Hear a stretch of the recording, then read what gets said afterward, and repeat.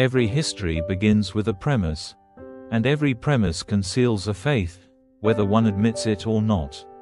Our view of history begins with the faith that the world is not the product of chance, but the pedagogy of God within time.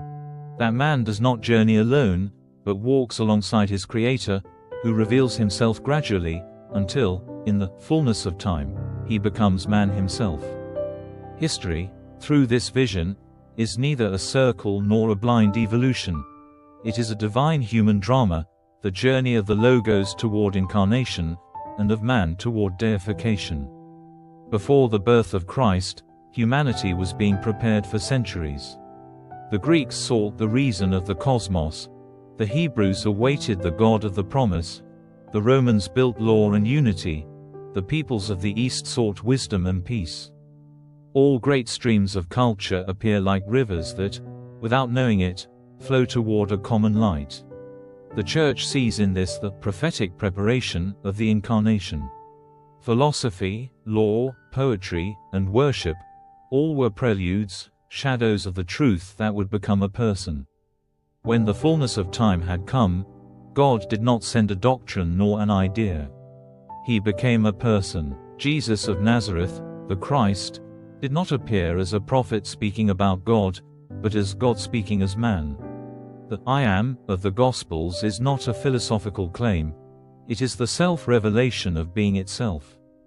The Logos who created the world assumed human nature, not as a temporary garment, but as an eternal bond. From that moment on, the divine and the human are inseparably united. God becomes man, so that man may become God by grace.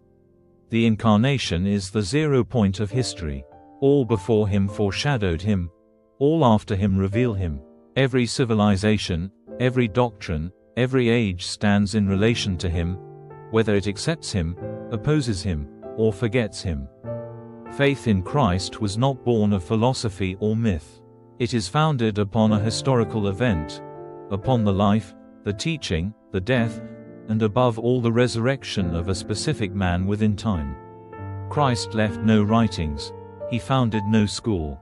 He left persons who saw him, heard him, and followed him. The apostles did not spread ideas, they bore witness to an experience, that which we have heard, which we have seen with our eyes, which our hands have touched. The fact that these men, without power, without army, without advantage, within days after the crucifixion, went out into the world to proclaim, "We have seen the Lord," and accepted death rather than deny it, is a phenomenon unique in all of human history. No other movement was born from the testimony of eyewitnesses. No other teacher was worshipped as living after his death. The faith of the Church is the faith of witnesses, not theorists. It is founded not on speculation, but on vision, not on symbols, but on persons. If Christ had not risen, the Church would not exist. The testimony of the first disciples is not merely a matter of belief, it is the root of all history that followed. From a small band of outcasts arose a new world, where man is no longer defined by race or gender, but by his relation to the light. The very ideas of freedom, the value of the person, and the commandment to love one's enemy, all that we now call human rights, have their origin in that testimony of the resurrection. Thus, even the atheistic civilization of modernity lives within values that could not have existed without Christ. The first Christians were not persecuted because they stirred revolts or threatened powers. They were persecuted because they refused to lie. They sought no wealth, they pursued no domination, they simply could not deny the one they had seen. And they chose to die rather than say they had not seen him. This form of witness has no parallel in history.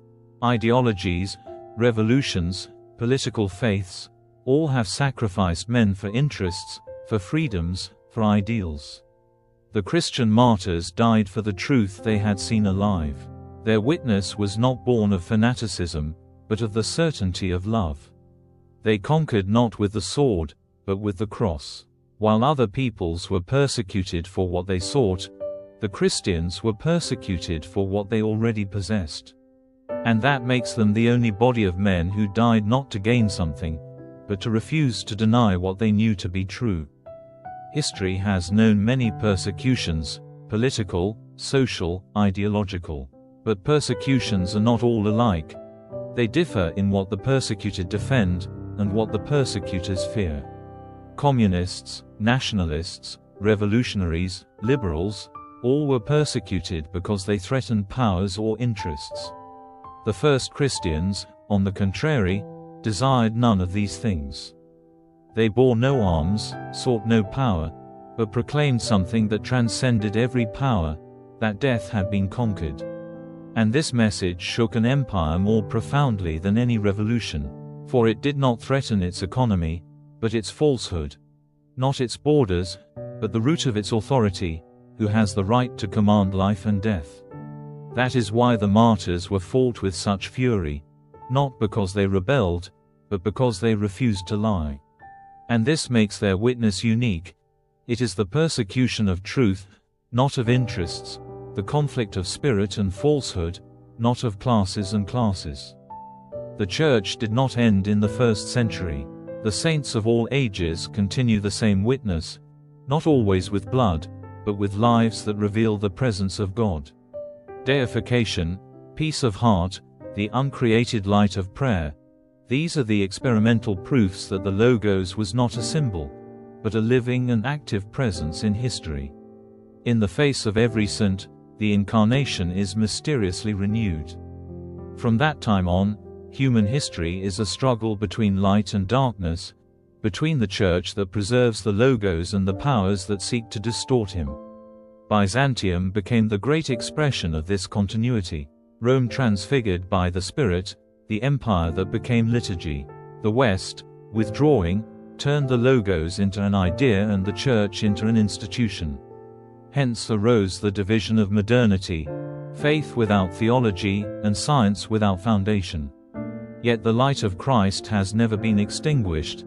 It continues to shine through the Orthodox Church, where truth is not ideology, but a person who is shared. From this point onward, our narration will move through time, not as a mere sequence of events, but as the reading of the spiritual thread that binds them together. Every civilization, every empire, every revolution will be examined in the light of that revealed center, Christ, the incarnate Logos of God.